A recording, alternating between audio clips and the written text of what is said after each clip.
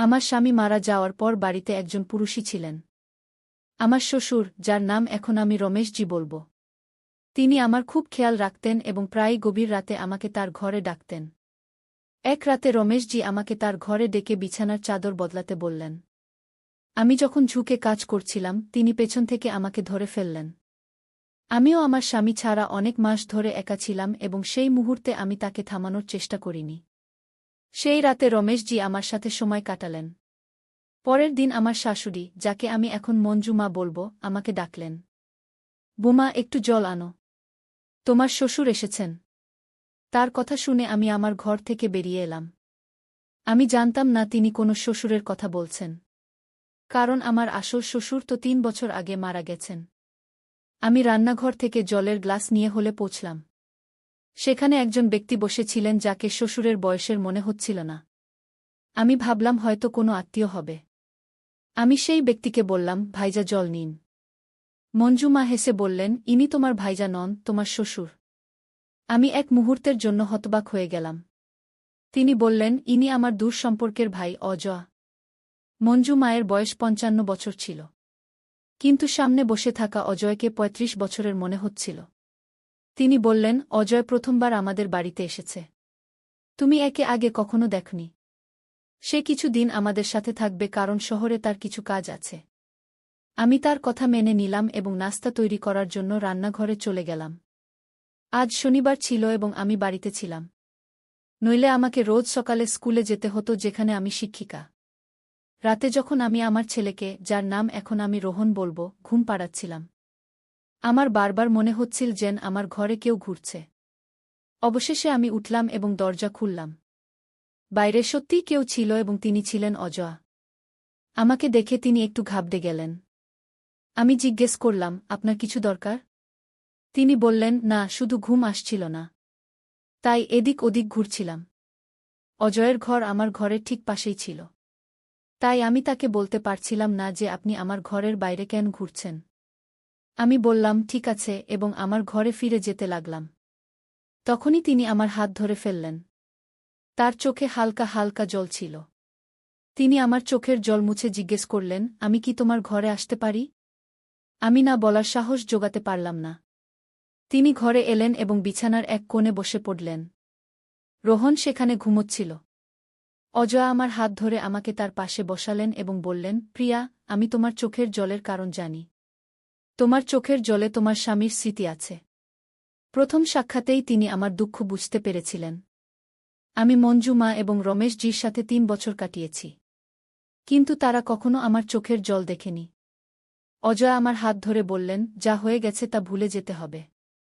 আমি বুঝতে পারছিলাম তিনি কি বলতে চাইছেন, কিন্তু আমার চোখের জল থামছিল না। তিনি আমার জন্য জল আনলেন। জল পান করার পর আমি একটু শান্ত হলাম। তারপর তিনি তার ভ্রমণের গল্প শোনাতে লাগলেন। আমার মুখে হাসি আনার চেষ্টা করতে লাগলেন। তার কথা শেষই হচ্ছিল না। যখন আমি ঘড়ি দেখলাম তখন রাত 2টা বাজছিল। আমাকে সকালে তাড়াতাড়ি উঠে ঘরের কাজ সারতে হতো এবং স্কুলেও যেতে হতো। আমি অজয়কে বললাম, আমার সকালে দেরি হয়ে যাবে। এখন আমাকে ঘুমাতে হবে। তিনি তার ঘরে চলে গেলেন এবং আমি ঘুমিয়ে পড়লাম। পরের দিন সকালে আমার উঠতে দেরি হয়ে গেল। রোজ আমি স্কুলে যাওয়ার জন্য বাস নিতাম।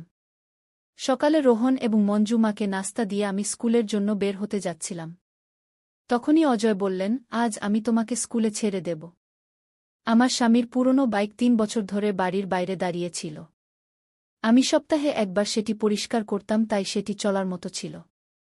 আজ অজয় সেটি চালানোর সিদ্ধান্ত নিলেন। মঞ্জু মাও আমাকে তাদের সাথে যেতে বললেন। আমি অজয়ের সাথে বাইকে বসলাম। বাইকে বসতেই আমি তার কাঁধে হাত রাখলাম, যেমন আমি আমার স্বামীর সাথে করতাম।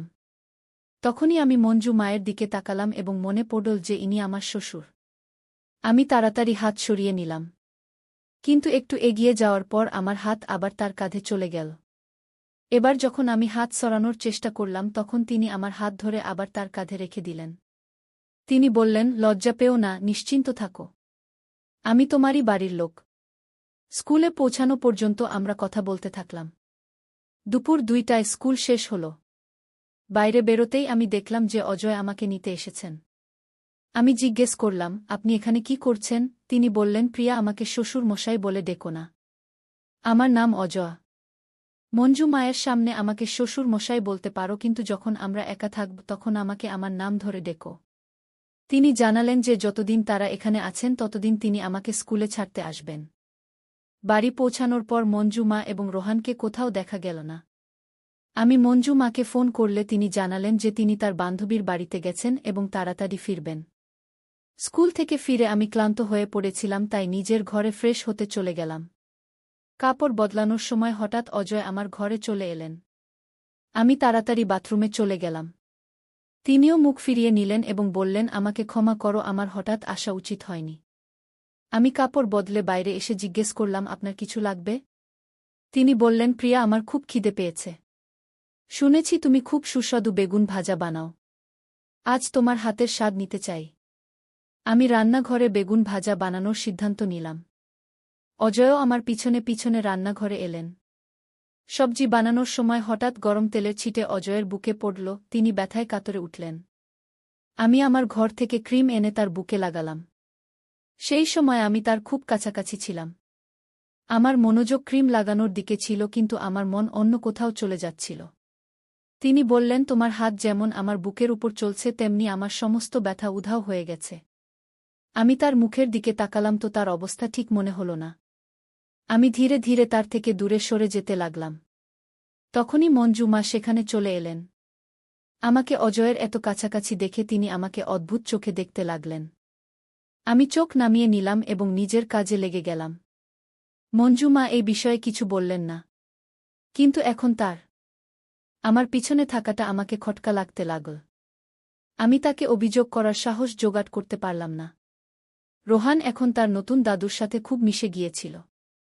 সে রাতে ঘুমানোর আগে অজয়কে আমাদের ঘরে আনত এবং তাদের সাথে খেলত। আমি অজয়কে বলতে পারতাম না যে তারা তাদের ঘরে চলে যান, কিন্তু রোহানকে তাদের সামনে বকাঝকা করতাম। কিন্তু সে ছোট এবং অজয় ইচ্ছাকৃতভাবে আমার ঘরে থাকার অজুহাত খুঁজে নিতেন। এক রাতে রোহান খিদে কাঁদতে লাগল। অজয় আমার ঘরে তার সাথে খেলছিলেন। আমি রান্নাঘর থেকে দুধ আনতে গেলাম। যখন আমি ফিরলাম রোহান ঘুমিয়ে পড়েছিল। আমি দুধ আবার রান্নাঘরে রাখতে যাচ্ছিলাম। তখনই অজয় বললেন, রোহান তো ঘুমিয়ে গেল, কিন্তু তার দাদুর খিদে পেয়েছে। এই দুধ আমাকে দাও। যখন আমি তাকে দুধের গ্লাস দিলাম তখন তিনি আমার হাত জোরে ধরে ফেললেন। আমি বললাম, এটা কি করছেন? তিনি বললেন, প্রিয়া, আমি আগেও বলেছিলাম যখন আমরা একা থাকব তখন আমাকে শ্বশুর মশাই বলে ডেকো না, এবং হ্যাঁ, আমি তোমার হাত তাই ধরেছি কারণ তুমি সবসময় আমার থেকে চোখ লুকিয়ে পালিয়ে যাও। আজ আমার সাথে একটু কথা বলো। তার কথায় আমি তার পাশে বসে পড়লাম। তিনি বললেন, তোমার স্বামী চলে গেছেন 3 বছর হয়ে গেল। তুমি কতদিন কাঁদতে থাকবে? তুমি এত সুন্দরী। তোমার বয়সও এখনো আছে। তুমি কতদিন এভাবে বাঁচবে? তোমার না, কিন্তু রোহানের তো তার বাবার প্রয়োজন। আমি ভেবেছিলাম যে আমি দ্বিতীয় বিয়ের বিরুদ্ধে। আমি এই বিষয়ে বেশি কথা বললাম না। তবুও তিনি আমাকে বোঝাতে থাকলেন। তিনি জিজ্ঞেস করলেন, যদি তুমি কাউকে বিশ্বাস না করো তাহলে বলো আমি তোমাকে কেমন মনে হয়। তার প্রশ্নে আমি তাকে দেখতেই থাকলাম। অজয়ের আসার পর বাড়ির পরিবেশ বদলে গিয়েছিল, কিন্তু আমি তার সম্পর্কে এমনটা কখনো ভাবিনি। আমি তার কথার জবাব দিলাম না। তিনি নিজের ঘরে চলে গেলেন এবং আমি দরজা বন্ধ করে ঘুমিয়ে পড়লাম। পরের দিন সকালে হলে আমি দেখলাম যে রোহান অজয়ের কোলে ছিল। আমি সঙ্গে সঙ্গে রোহানকে তার কোল থেকে টেনে নিলাম এবং নিজের ঘরে চলে গেলাম। পিছনে পিছনে মঞ্জু মাও চলে এলেন। তিনি বললেন, প্রিয়া, এটা কি করছ? তুমি তোমার শ্বশুর মশাই থেকে এভাবে কেন পালাচ্ছ? রোহান কত খুশি হয়ে তার দাদুর সাথে আছে। অজয় তাকে খাওয়াচ্ছিল এবং তুমি তাকে এভাবে টেনে আনলে যেন সে কোনো অচেনা লোক। আমার তোমার এই আচরণ একদম পছন্দ নয়। তার কথা শুনে আমি কিছু বলতে পারলাম না। সেদিন স্কুলে যাওয়ার জন্য বের হওয়ার সময় আমি অজয়কে কিছু বললাম না। কিন্তু মঞ্জু মা কঠোরভাবে বললেন, তোমাকে বাসে যাওয়ার দরকার নেই। অজয় তোমাকে ছেড়ে দেবেন।